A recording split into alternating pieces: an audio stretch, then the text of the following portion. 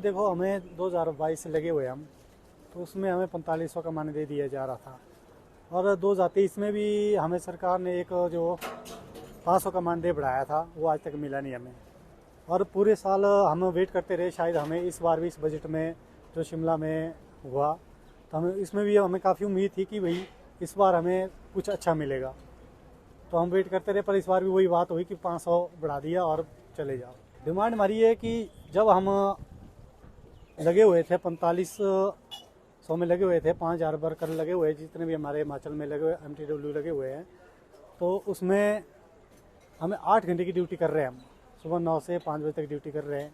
और आपदा के वक्त भी हमने सुबह 8 से 7 बजे से लेकर रात को 9-10 बजे तक भी वर्क किया है, और उसमें ना हमने छुट्टी ली, ना हमने संडे लिया।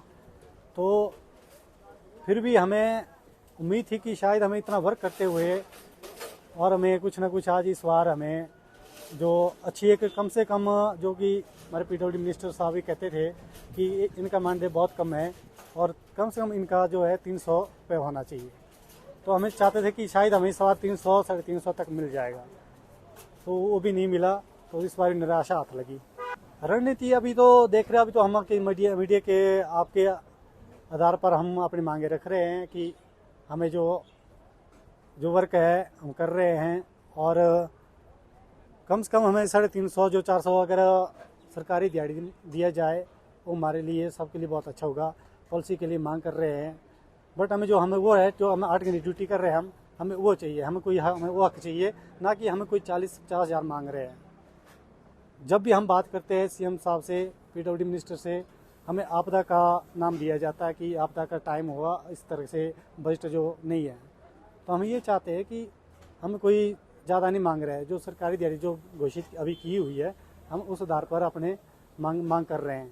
4500 वर्कर्स लगे हैं, मल्टीटास्क वर्कर। तो हमारा मानदेय तो बहुत ही कम है, 4500, जिससे हमारा घर का खर्चा भी नहीं चल रहा है। और जैसे हमारे में से कई ऐसे लेडीज़ है जो बेचारे विधवा है, तो हमारे से ज़्यादा उनको भी तकलीफ़ हो रही है, तो वो कहाँ से करेंगे। चलो हम तो कहीं और से भी कर रहे हैं, उधार ले लिया हमने भी, बढ़वा रही है, और उधार देते देते हमारी जो पेमेंट है उससे भी नहीं हो पा रहा वो पूरा वापस चुकाने के लिए। तो वो हमारे बीच में जो लेडीज़ है जो बेचारे विधवा है, तो उनको भी देखना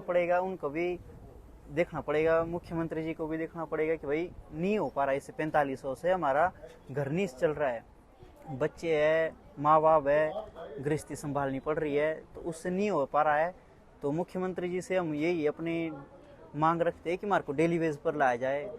अब हमारे बीच में कई ऐसे भी है जिसकी 42-43, अब तो 1-1.5 साल लगे हम, अब तो उनकी 45 एज भी हो गई, तो उनके बारे में भी सोचना पड़ेगा।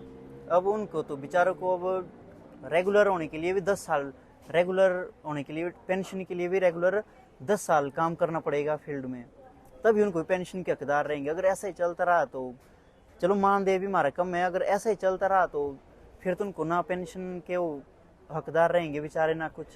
तो हमारे मुख्यमंत्री जी से यही है डिमांड कि भाई हमारे को डेली वेज पर लाया जाए, ताकि हम अपना घर परिवार सब संभाल सके।